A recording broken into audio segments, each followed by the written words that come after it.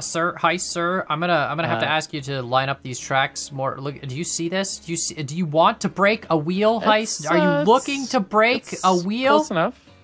That's close enough. That's not gonna break. That would work in real life. It would just shove the table over. Yeah, the table. Wouldn't that put a big scratch in your driver? Like just a huge. No.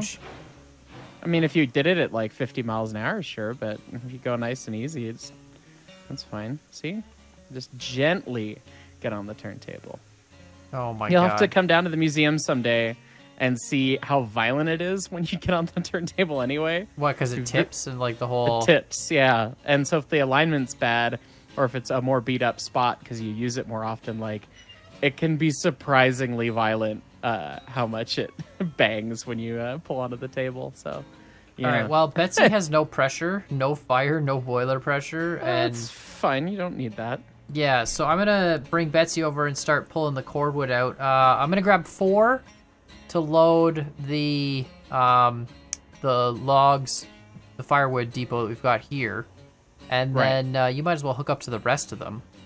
Yeah. I'll probably.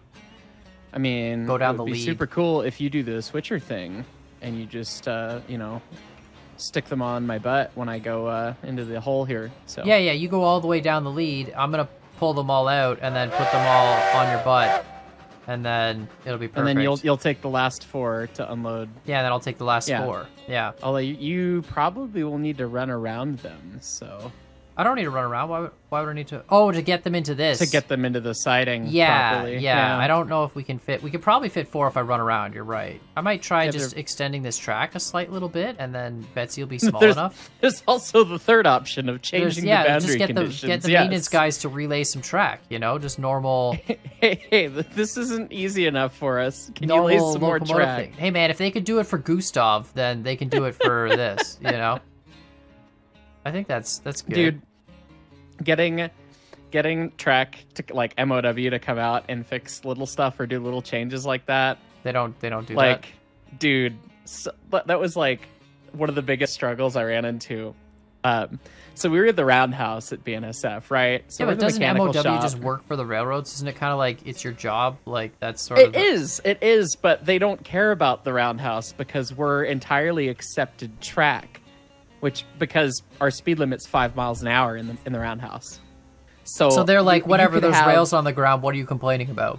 Exactly. You could have the most garbage, awful track. Like, I had track problems all the time at the shop. Like, the guys that would move the power around, the engine movers, like, they would call me, they're like, can you come look at this? And it's like, well, yeah, there's 7 ties in a row that are just obliterated and rotten and not holding the rails together. But the chart says that that's acceptable for accepted track, and that's all we got. But when they're not going to come fix it. Train wheels are flanged, right? So that they center the train. Yes, so by they put a side load. By the same principle, yeah, they're going to try and push the track apart. And like the only thing that stops that is the ties and the spikes. Yep. And hey, nothing went in the dirt, at least while I was there, so that's fine. But like that could theoretically happen where the engine just like separates the track and just falls right through, and then spreads the gauge and falls right in. That's definitely happened before. I'm sure it's happened before at the shop, but not while I was there, thankfully. So that is unfortunate. Is there a pin on that, or do I need a pin on? I don't know. You can put one on you, or you can just run through your own boiler and do it yourself. Is there a brake tied on this, or did we probably just leave this not like just keep walking? I might as well check them all, I guess. Yeah, we're not moving very quick, but it's also Betsy. So is it a brake or is it just sadness? If we have the Porter 2 with extra fuel, right? Which I know is a little bit less attractive effort, but it's got extra fuel. If we have that as a yard engine, and then we have a Shay on the other end as the hump engine, we've got a just an adorably cute little yard going on, The saddest little setup. Yeah, we could have Class 48s, but no, we park them at the smelter for the one time a year they get used. Well, it's fine. Yeah, railroad things. Just railroad things. I've also swapped the barn. I've made it a red barn now, Heist. Yes, so we can have our red shed redemption. It is what red all my shed comments were redemption, saying? exactly. If you things bin the train, and I saw a bunch of people's comments, and I agree with them. If you bin the train, that train's done for that whole episode. You got to tow it back with another train. I support this. Leave it where it is. Yeah, all the All the brakes are untied, by the way. This is just This Betsy. is just Betsy's sadness. Well, I'm gonna not put us into the coal route this time. We'll be fine. yeah. Can you derail them while they're loaded this time, please, Con? That Thanks. switch literally never needs to change anymore until we use coal, which won't happen. Just put a point clamp on it and be done. All right, so you're good. Yeah, I guess you got the switches there. So I'm gonna push forward into your butt there, and then retract 4, and then go down. I guess you can set the switch off the main there for the firewood supply line, and I'll see how it goes. Sure. Yeah. And then I'll actually just throw these back.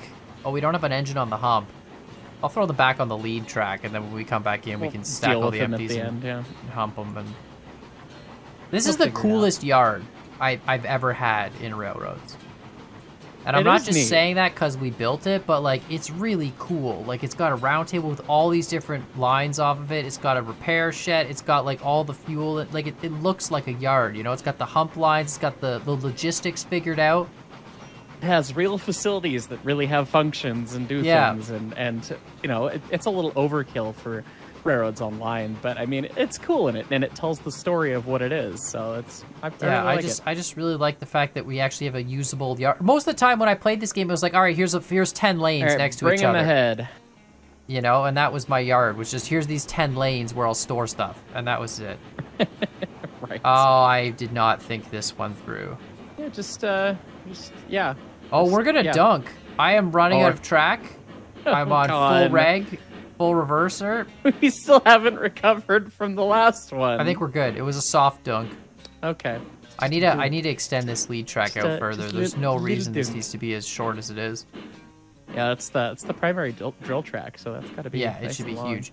Also, they fixed the 100% brake thing.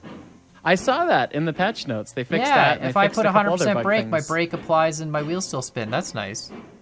That brings joy to my heart. Yeah. One level of cursed thing has been removed. All right, I'm gonna cut 4 cars now. You can just kick him. Yeah, that's what I'm just gonna cut 4 because I'm gonna take 4 here. I'm gonna cut. Right. Excuse me. Can I just thank you? Let's cut that. Perfect. So let me know when. Well, I guess I have to go all the way clear the switch anyway because I have to back out onto the main. Yeah, so. Exactly. Yeah, it's kind of a silly way to fuel up the firewood depot. I feel like if this was a real life thing, we would just load it from the same side. But like now we have to back into the main for a second and foul the main just to which is kind of silly. In this era, like, and with the crap railroad that we are, there wasn't really that much traffic on the main, so fouling the main's not a big deal. Right. It's not like the modern railroad where it's like, okay, we have 30 minutes between trains. What are you doing anything blocking the main? When you have double track, like double mains, right? Is it always like one inbound, one outbound track? Is that? No, it is. It used to be. They really tried to in the early days of things have the right hand main be the I'm going forwards main. So you'd run, if you're going westbound, you'd be on the right main. If you're on the going eastbound, you'd be on the left one. But from your perspective, it's still the right one, right? So these days, in most like city locations and places where there's a lot more track and a lot more things going on, everything is signaled for dual operation, and you have trains on the wrong quote-unquote main all of the time. So you could run into a situation where a faster train is passing a slower train, both going in the same direction? Yes. I think I'll fit all 4. This is actually might be the perfect size of track for this with Betsy, which would be cool. Oh, that would actually be because backing out and not having to flip around is very convenient. Yes, it is. Now I can just shove them back into the. It'll be close, but I think it'll still be within the hitbox. Who's this choo-choo at the hump? Is that the Mosca? We have a hump choo-choo? We do. Well then I'll just push these all the way up onto the hump then. Yeah, we left the Mosca on the hump lead. It's like on the hump lead? Okay, cool. Then yeah, I'll push these all the way up to the Mosca and let it can hump all these empties. It should be fine. Yeah, there you go. My favorite MOW moment working with the Roundhouse was one of our turntable tracks that was the lead into 16 stall, which was our big back shop stall where we do all the heavy work and stuff. one of the ties around the ring of the turntable had totally rotted away. And the engine movers came out to me and they're like, "Hey, so can you come watch what the engine does when we go into 16? Like I saw the hood of the engine like tilt and I'm a little scared." It's like, okay, well, let's just run it real slow and I'll take a look. And man, that rail disappeared. Like he would come off the edge of the turntable and one of the two rails, not two, both of them, just one, the left rail dipped down like 8 or 10 inches once the wheel hit. And then it would spring back up until the next wheel hit. Just because the tie's gone? Oh, because the tie was gone. There was no support right underneath just that rail. The other rail still had support. So it's like trying to roll this locomotive over, basically. It only rotated like 5 degrees or something, but it's like, holy crap, this is destroyed. Like, this needs to be fixed. This is bad. So I took video and everything, called MOW, left a voicemail, sent emails, talked to my boss and everything. They didn't respond to any of my emails, calls, nothing. Couple weeks go by. The guys are being like, "We're gonna stop spotting 16 unless this gets fixed. Like, we don't want to put this thing in the dirt and have to pee in a cup for it because it's not going to be our fault. Like, we don't want to have to deal with this." It's like, that's totally fair. I try to get MOW support, and finally it was like, I sent the video that I took to the Roadmaster's boss. Roadmaster being the manager over engineering stuff. And yeah, CCing the boss, like, that's a dick move, but like they had ignored, like, hadn't even engaged in conversation after like almost a month. So I was like, all right, sent the video to the boss, and then the track gang was there the next day, and hey, they fixed it right away. Almost like it was a big problem or something. It's fine. But so yeah, that was this a funny is a one. silly question, but I'm assuming there's a standard tie spacing for everything, the distance between ties. Right. But how redundant is that spacing? Like, you're not going to make it so that you have just enough ties to hold the rail, right? You're going to Exactly. So, like, how many could I remove between ties and still hold the rail without problem? So this is an interesting question, and it gets into pretty interesting math. On tangent, straight track, you really don't need like hardly any ties. Like, even with the weight of the locomotive trying to spread the track apart? Even with the weight, if assuming the rail's supported by ballast too, but right. If you're talking about the crush load, the weight load, okay, yeah, you need a fair amount of ties in that case. But for the side loads and actually holding shape, you really don't need much, which is kind of the crazy thing. And oh my goodness, come on, let me jump ahead of this thing. All right, it worked. Yeah, like the ties, I want to say on the narrow gauge, our standard is 2 foot spacing between 2 feet ties. between ties. Yeah. That's not, like, railroads is like every 3 inches.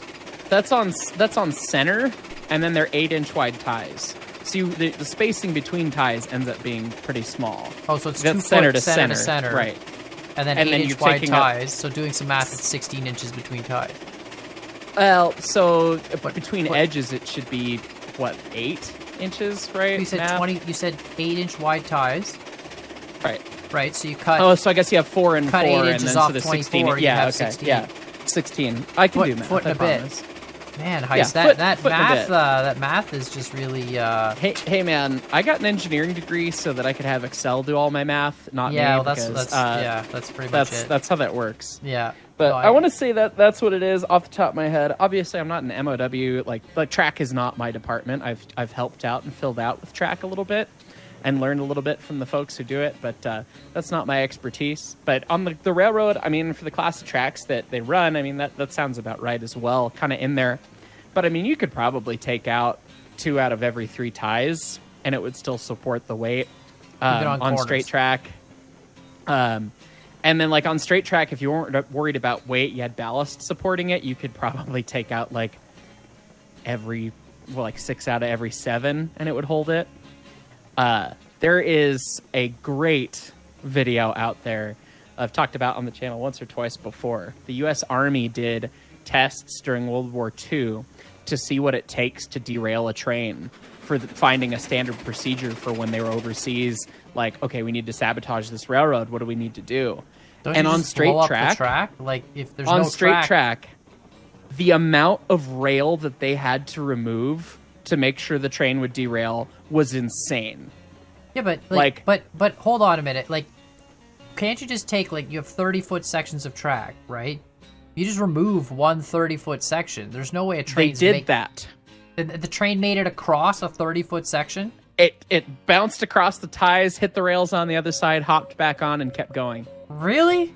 Yep, momentum. I would have expected that would have binned it for sure. It is a great thing. I'll try and find a link and put it in the okay. In the Hear me video out. as well, Why don't you take a tank, right, and just put a tank where the rail used to be, right? Like just or that would help. Couldn't they take a 30-foot section of rail and just make it into a jump, like aim it up, you know? And so I mean that's a lot of work. The real answer is disalign it or take out a chunk of rail on a curve. But on straight track, it was like, yeah, if you do nothing and you just try to remove track, which is the easiest thing, it is surprising what the choo-choo will take before it actually has any sort of issue. Turn it instead and then have the choo-choo go from a straight track to a curve and then it's in the dirt. Right. Yep.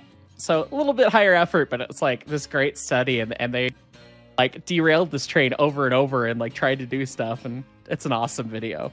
All right, so you can just... Oh, we could do some fancy stuff here. Oh, yeah? Yeah, I need to cut 4 off of you. And you keep 4 as you're rolling by. And we're going to do... What's that reverse Dutch drop thing?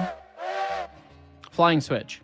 Flying switch, that's what it's called. We're going to do a successful flying switch heist. And we're going to put them into the lead track. And you're going to keep going down the main, right?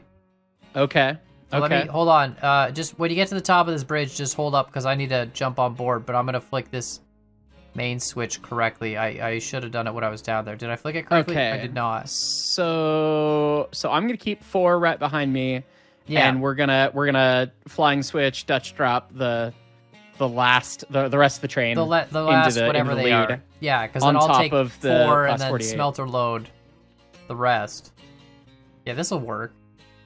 Okay. This is going to be interesting. We got it. The thing is, the spacing needs to be huge because the stupid switch auto flicking back, right? So that's going to be the right. So we really just got to get. I mean, we got gravity right here, so we could cut it right here. I don't know if it's flat. It's flat afterwards. I don't know if the gravity's going to be like it's flat on the other side of the smelter. You get going fast enough. Oh, okay. Well, I don't know. Yeah, I don't. Well, I guess we could just try it. Then we'll just try it the old school way. Or we'll get it. I'll pull the pin, and then I'll jump on the back and slow it down, and oh my god, that's a lot of cars. Okay. Yeah. Fine. Yeah, I can see about 7 loaded ones and then 3 empty ones, and then, I mean, we had 18 and we cut 4, so presumably there's 4 more, and presumably they're all loaded, too. Is the Class 48 on the lead, do you know? I think it is, right? That sounds vaguely correct. I don't see it in the engine shed. No one paying attention. Well, it's either that here. or it's in the shed, right? Like it doesn't look like it's in the shed unless the shed doesn't render. I can't tell. Of it. They can't. The windows aren't big enough. We need like a big. I know. It doesn't look like it's in the shed. You're right. Well, right, we're gonna assume it's probably on the lead. That's fine. All right, so I'm gonna slow down. No, you're fine. Don't slow down yet. I cut. So now you go zoom. Oh, you already cut off. Okay. Well, I'm gonna just highball then. Yeah, you get past the switch, and I should be okay here without brakes. Make sure you don't derail though between here and... Yeah, I was just realizing that I could go really fast. I think you can go faster than the car speed. I definitely can. And we definitely did for a little bit. We rolled the dice, but it seems to have profited this time. So. I think you're far enough away here. I'm slowing down quite a lot. I'm in the clear now, so you should be able to just get the switch and you'll be fine. All right, well, park on the main. You might as well park on the main, right? Or are you gonna keep driving all the way to the coal mine? I mean, I could do that, or you can keep driving. I can manage this myself and unload it and see where I end up. Did you do the tonnage math on that? Are you gonna make it up 10%? Do you know? That's 4 cars. We'll put it in notch 8. It'll be fine. Okay. Okay. I mean, I know you'll make it up 6.5. I don't know about 10.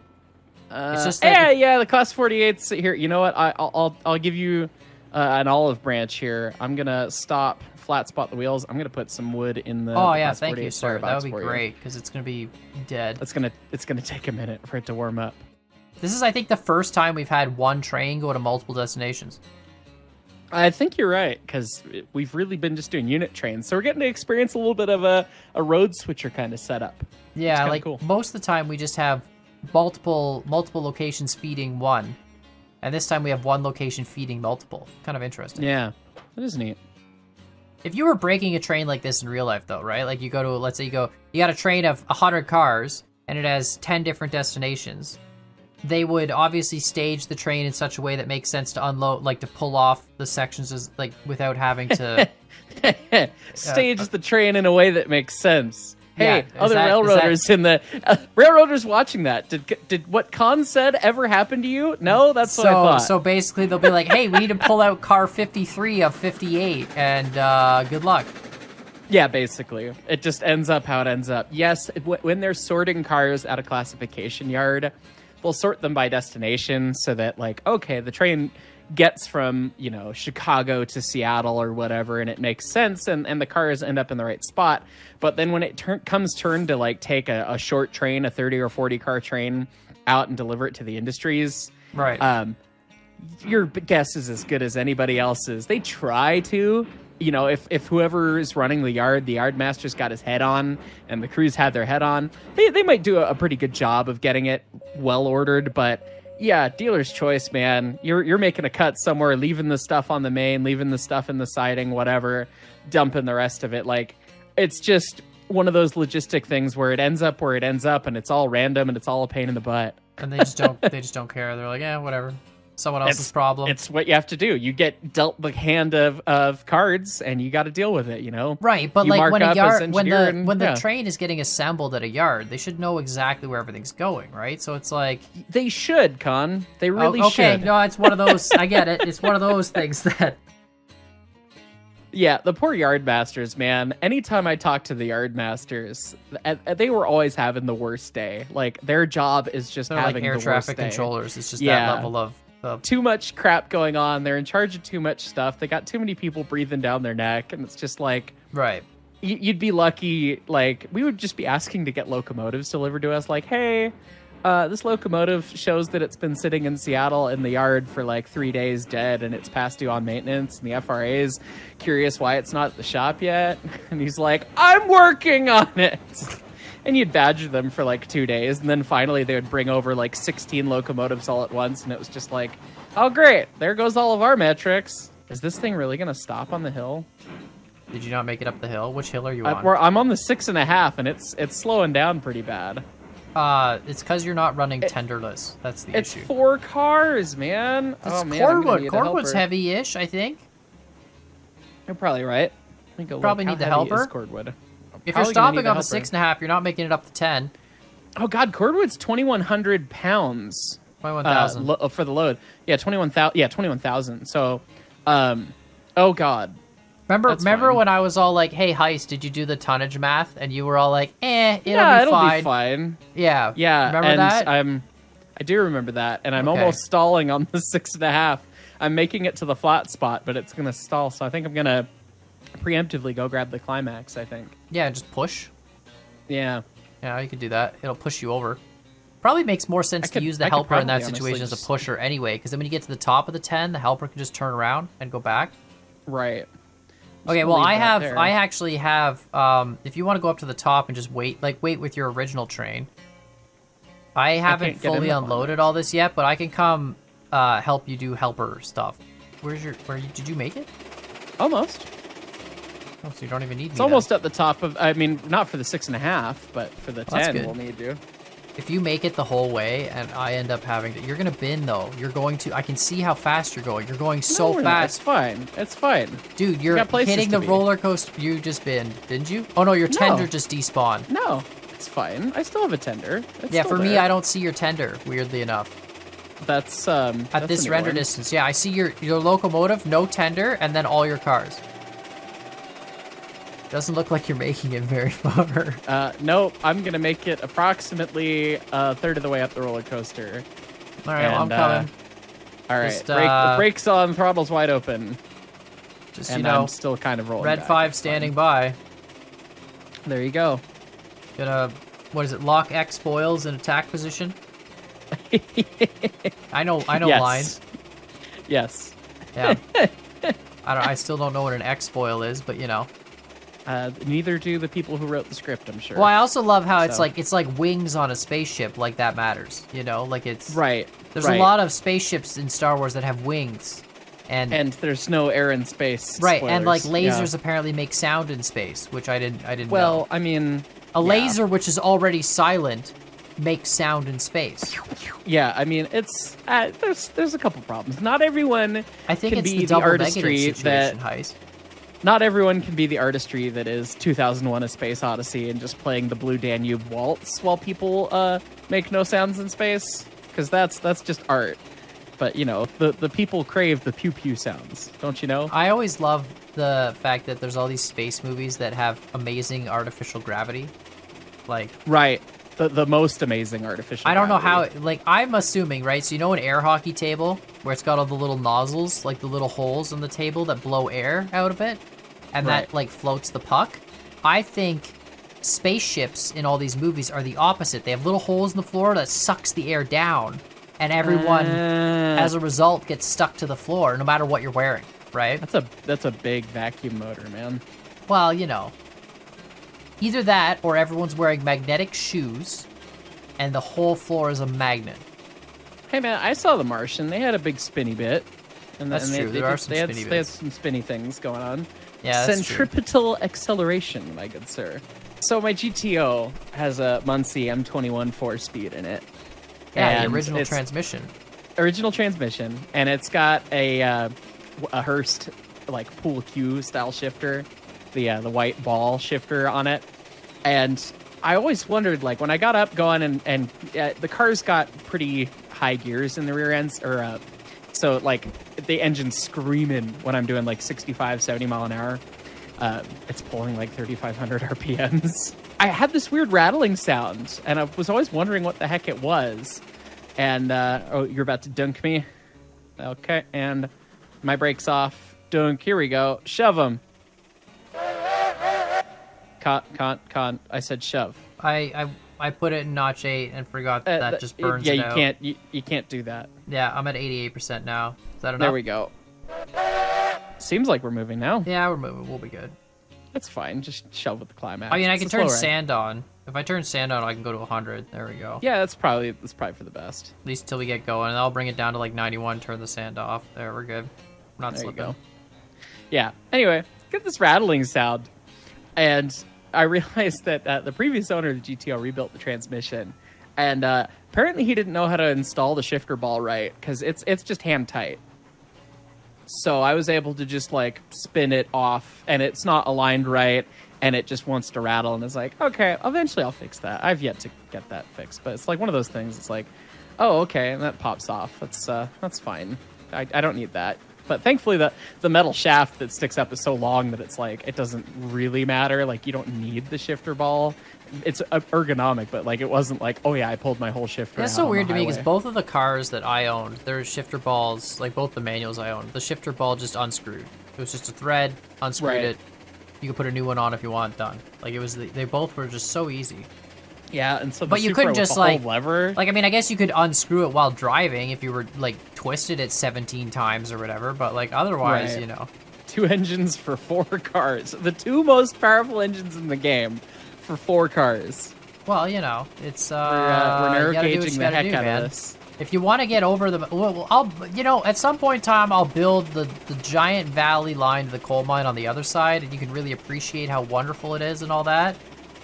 And then we'll have it as like, you know, just an alternate route. But I mean, you know, we die like men, so. Yep. By the way, Through you the fall into that Rockies, pit right not there, and you're around never them. coming out. All right, here you go. Have a good one. All right, laters. Make sure you, you know, slow down because you're gonna die. Brakes on. Yeah, I already saw your cars shaking there. You got 3%, remember? It's fine. I got the brake on 50%. I probably want a little more brake than that, actually. Oh, It's fine. Nice and scary. the gear train at 100% brake doesn't flat spot the tires. Oh, interesting. It rolls. The one thing I always love about stick shift cars is even like two of the same make and model have very different like feels to the clutch. The clutch feel so yeah. different. Clutch feel, like every car I've driven that stick, it's always like you have to get used to the clutch feel, and it's pretty easy to pick up. It's like riding, you know, 2 different bikes. If you can ride one bike, Right. you can ride the other.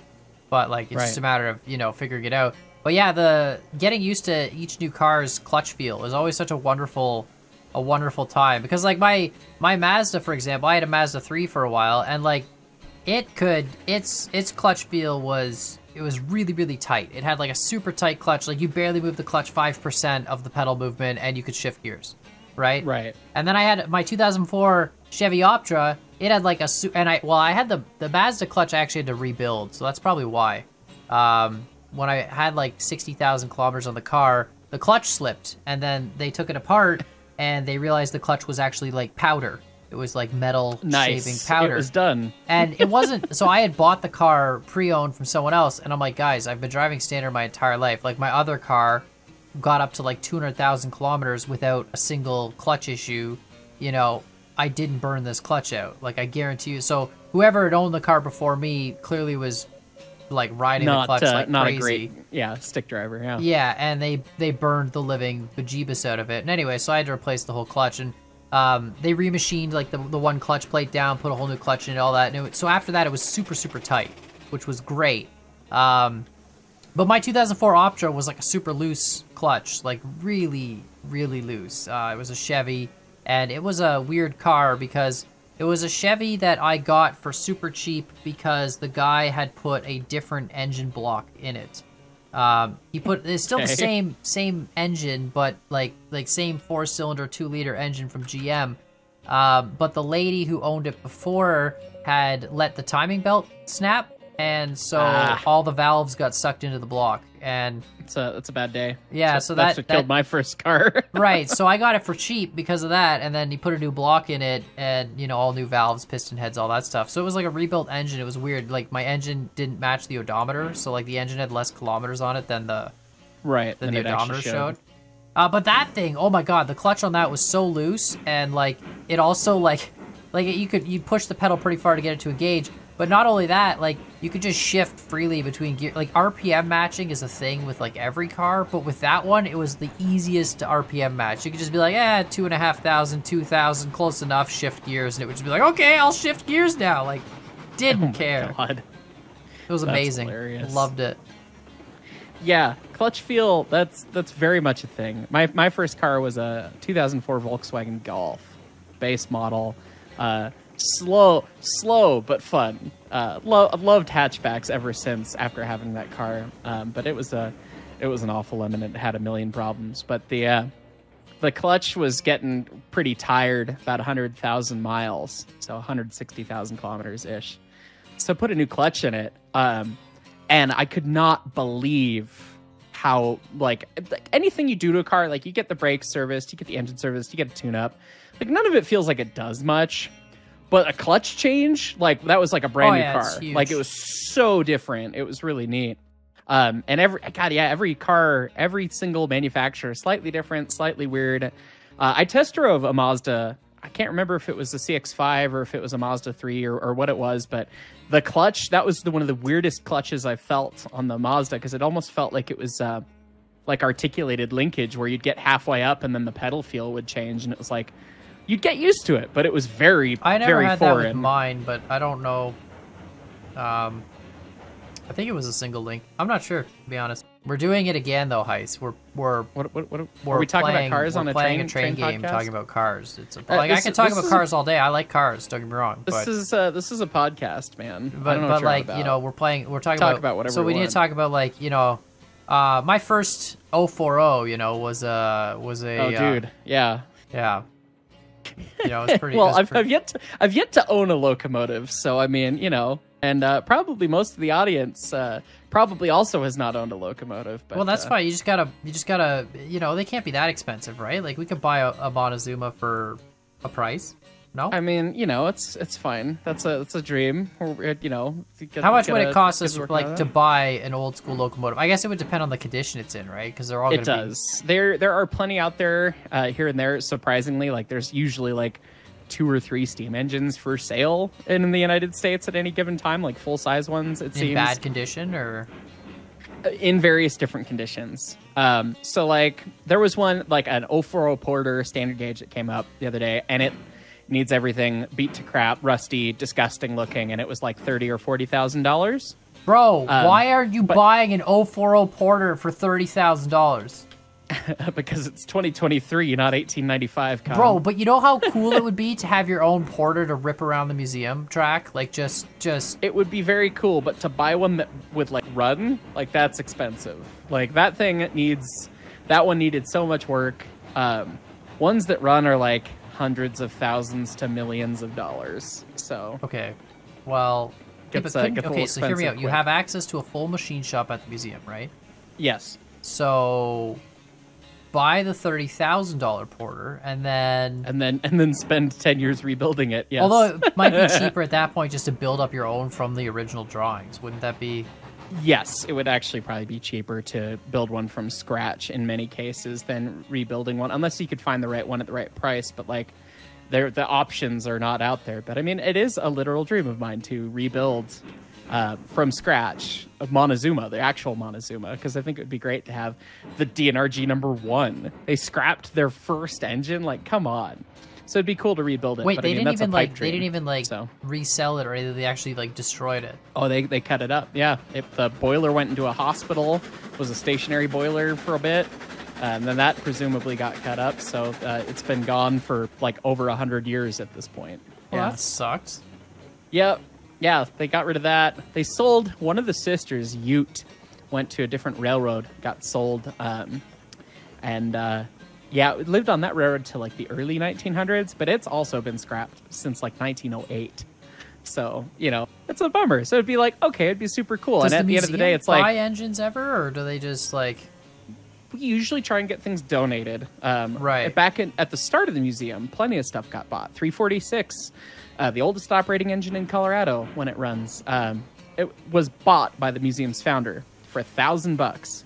And What? I keep offering Jeff, I'll give you $1,200 for it all day. That's profit, baby. How did he get it for $1,000? That's basically a donation. Like, that's got to be somebody who's just like. Well, so it was working for the Montezuma Lumber Company, and the lumber company burned down, and he bought it basically for scrap value price in 1951 or 1952. Bruh. So, yeah, I keep offering Jeff. Like, if we were alive then, like, you know how much money we could make, honestly, just from like $1,000. Are you serious? $1,000 engine? Like, that's great. Right? Yeah. I wish they were that cheap these days. How are you doing, by the way? I've been doing logistics this whole episode. I have no idea where the heck you are. I am between the iron mine and the smelter on the way back to the smelter right now. I've been playing the role of like auxiliary switcher boy. It feels. Yeah, you're doing the industry stuff, and I've been over the road. So. Yeah. Trying not to bin it down the 6.5% right now. Yeah, please don't. We have to then tow it back to the engine shed. So. Yeah. So far, so good. Knock on wood. I swear, managing the smelter cordwood is just like, you could have reversed the piles. I wouldn't mind having to shunt the coal to unload coal because you can, you only do it so often. But the cordwood that it needs all the time. The cordwood that it needs, like it honestly makes me want to build a bridge that's so unrealistic and drop the cordwood off a bridge. Like. Oh, I've seen a lot of people do that because it's just so much easier to deal with. Yeah, and just unload thousands of cordwood cars. Yeah, I think we have. Iron, though. I want to see the smelter get upgraded to use coal. Like, make it so that you use coal and you need less coal. It would provide more interconnection for the industries. It'd be realistic because who is smelting stuff using wood? Yeah, like there should be a coal pile drop off, and it's like it needs one or the other. Yeah, one or the other, and the coal like at a much better ratio. Because the cordwood, like the amount of cordwood they use is probably accurate to smelt the amount of iron that it uses. But like, good God, that is a lot of wood. Who sets the price on goods? Railroads? They go like, you go, hey, I want to transport this from here to here, and they go, cool, it'll cost you $2,000, $10,000. Because couldn't they just monopolize the industry and just charge a ridiculous amount for everything? So that's why we have competition, theoretically. But with railroads and how big the class ones are anymore, competition? Someone owns a whole chunk of road. There's no one else that drives on it. Right. So there's definitely little bits of that. There's some amount of regulation that goes into those sorts of things. But ultimately, it is set up by the railroad because it's all based on their cost of moving those goods. Right. But they could just rip you off left, right, and center. And the railroads, I mean, they throw their weight around like that because they just say, "Hi, we're the economy. How can we what help else are you gonna do? Are you passing? Oh, you're not even at the smelter yet. I might be just in time because you got to pick up the rest of these empties. Right. Well, if you get, I'm literally just reassembling the you've empties just been now into the switching lead. all of that this long. Oh Yeah, my man. God. I'm just putting all the empties back now into one big train. I got to run around them and then reconnect them. But yeah. Getting close. All right. And Well, then I'll pull, how do we do I'll this? pull You have to ahead pull. No, I have to. I can't. I don't have a big enough drill track. Can you? I mean, I can run past you on the main. You and then run can just past on the stab main them and my back butt. into the lead. Yeah. That's how you do it. Yeah. Yeah. Because I'll be on the drill track with the Class 48. All right. Well, I'm getting close. Can't believe how I long should it be takes one to of do the main, switching around this industry. It's crazy. but- Dude, switching the thing that they say on the real railroad is like every move takes 15 minutes minimum. Yeah, no, I get that, So- but like it's still it takes me a long time just to do all the. And this is I feel like other than flat out putting a bridge over the cordwood, this is probably the most efficient way to do this. I mean, I pull the full cars 3 at a time off the one, and then I push them into the unload, and then I could probably do them 4 at a time. But either way, it doesn't really matter. All right. Yeah, that's a fun industry. I love the way our industries are set up in this playthrough. Like, a lot of fun switching opportunities. Definitely, like, it takes more time, but it's more realistic and it's cool. Yeah, Gives less a different nonsense loops. The only place we have loops is, I mean, the Ironworks has a loop, but it's not really a nonsense loop. It's a big, All wide right. loop. Clear of the switch, so whenever you want to stop, I'll back up on top Oh, of I'm you. just flat spotting apparently, so don't worry about it. Skrrr. It's fine. We're good. All right, highball. Here we go. How's your fuel looking? That's looking fine. The pile is still ridiculous, and I've got 53 in the box apparently. I can't I get don't- down here. What? Do you see me break? The- Do you see me breakdancing up? I do see that. That's I mean there is a cab roof overhang right there. That so like I can't. Okay, can I? yeah, the collision model on the Tweetsies tender is not yeah, ideal. I can't get. If I try and jump, I go backwards. Like I don't. That's not how momentum works. Oh, there we go. Okay, but now. Life's hard. All right, we're good. That was a weird one. What is this valve block here? That's a turret. Oh, That's that's where where all the all- water flows in. So out of the injector. That's where you're getting all of your steam for your accessories comes off the turret here. So they have and it valves actually- to close it on the input as well, and then this Yep, copper these- line goes to the compressor. Yep. These are all your starting valves for Wait, what? Everything. That doesn't make sense. How is it the copper line's getting steam from the turret? Yep. So the turret gets steam from a pipe that feeds from from a pipe that runs to the top of the steam dome so Right. that it's getting the cleanest steam. Yeah. and that pipe's internal. Yes, correct. It's inside the boiler. I have a video where I talk about what's inside the steam dome and I show the throttle off. And there's a second little pipe, and that is the pipe for the turret. So So it's a neat little this valve assembly here then would be hot. oh god, yeah. Like, it would Spoilers, burn Con. your hand if you touch it. Everything in the cab is hot, Con. Spoilers. That's how would- this works. That would suck. That would be very hot and like. Yeah, in these deckless engines. And if oh, one it's of a these like nightmare in the seals summer, broke, dude. you would just get hot steam in the face. Oh yeah, that's why there's a big shutoff, and most of them on the top, the big valve on top, actually has a rod that runs through the cab ceiling, so that if that happens, you can shut it off From outside. outside. Yeah, What is this thing? that is an attempt at a hydrostatic lubricator model, which is for the air compressor and for probably the cylinder feeds. But it on has this no engine, too. hoses running out of it to anything. Yeah, and that's why I said it's an attempt. So it should have hoses going to stuff. It should have hard And it lines. uses yeah. steam to push lube places. Yeah, so the steam goes into the big ball thing on top, and that's a condenser. Right. And it condenses to water, and then it floats oil on top of the water, and then sends jets of oil that float through across these steam jets, and it runs to the air compressor, and then things like the cylinders. You can actually see the lube lines running to the cylinders out the top of the steam chest that go underneath the jacket. That's that's where what the those little lubrication copper comes lines in. are. Yep, exactly. But yeah, those should be running back here to the lubricator, and they don't. So But that's in that okay. copper line would be a combination of steam and oil. Yes. All right, hear me out. So back on Chew Fast, Chew Furious. Uh-oh, here we Right? go. Rocket fuel powered steam engine. Okay, so we Okay.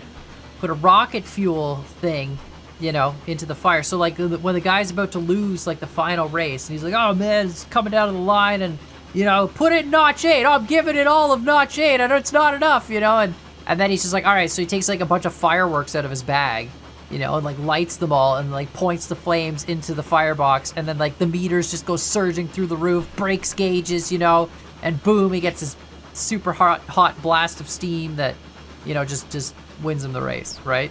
So I mean, you'd have to disable the safety valves in the boiler to actually Right. do Yeah, anything with plugs that. the but- safety valve, yanks the safety valve right off, just rips it off, and it plugs up somehow from doing that. Gag the safety valve.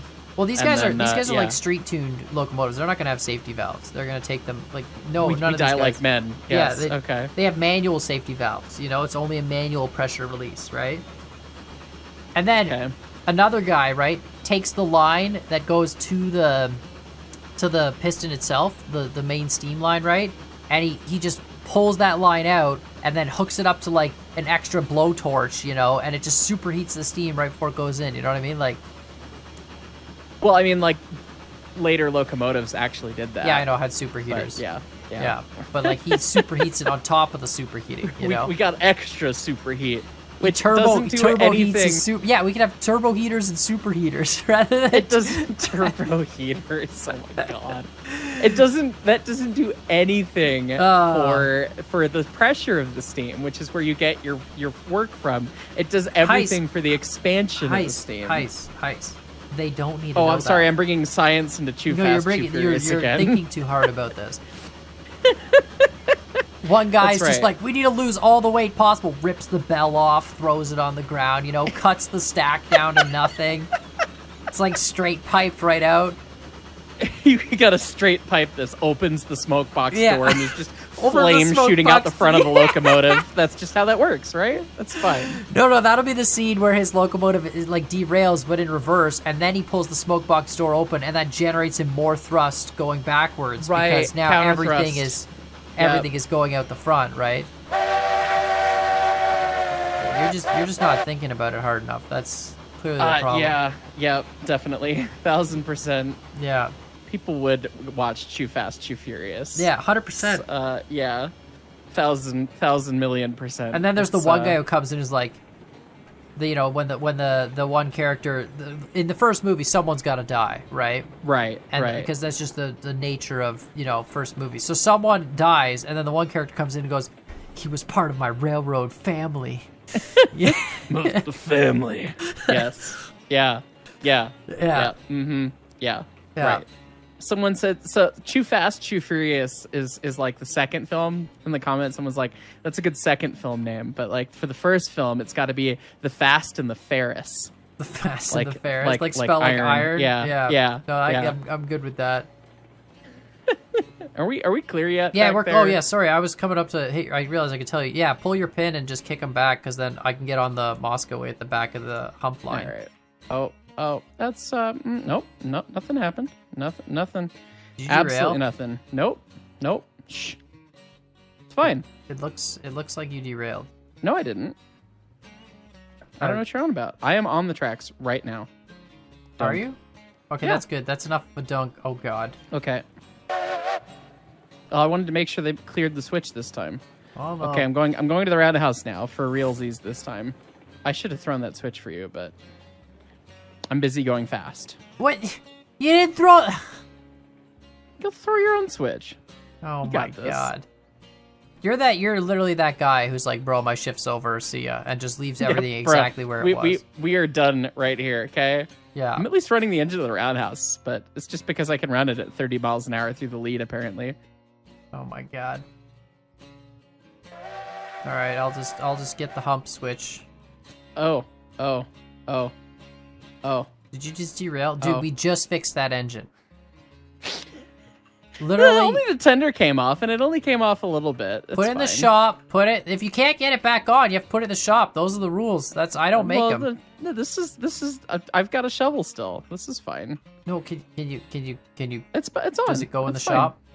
No, it doesn't go in the shop. It was not a bad derailment. Okay, I feel like you're Doesn't- already. I mean, the cheating. viewers can vote now on their phones if they want to, but I mean, you well, know. if the tender was it off the tracks completely, or could you? I mean, it was not off the tracks completely. The wheels weren't on the rails, Did you but have it to wasn't use the off re-rail the tool? tracks.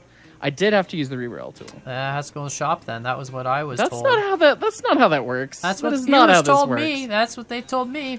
Well, like, okay, let's like, the tender did not do anything that would need it to go to the shop for. Like, You would just pick it up, did put it on not the rails? derail- Okay, you fine. would pick it up, put it back on the rails, it'd be fine. Like, if you rolled it over down the mountain, okay. I'm only saying this because I like, want to drive it next episode, so that's kind of where we're at. Yeah, you're fine. You're gonna drive it next episode. It's fine. It's fine. It's don't worry. It's only gonna have 3 out of the 4 Remember, tender guys, wheels the touching the ground. RGS rolled over the 458's tender and italicized the cistern, and then proceeded to keep using it for like 2 weeks, and then they put the tender in the dirt like 3 more times because they broke the tender before it went to the shop. So You know what I'm thinking, Heist? You know what I think? what? I think that the tender would be running like completely lopsided, and I'm gonna take it out next time, and then I'm gonna bring it back and be like, "Hey man, this needs mechanical service," and then you're gonna be like, "I don't know how that happened. It's clearly not my fault. It's clearly his fault." You were the last one to touch it. It's How like when, dare you know, you? when you go to a rental car place and you get that rental car agreement, and it's all like, you know, check for damage and all that, and then they blame damage the other guy did on you because you had it last. Yep. That's what's gonna Yep. happen. Yep. Well, that's why you need to take a video of your rental car before you like take it out, man. Yeah, Like, well. prove that it was already broken. You know how sad this makes me, Heist? I'm humping alone. That's how sad I am right now. That is sad. Yeah.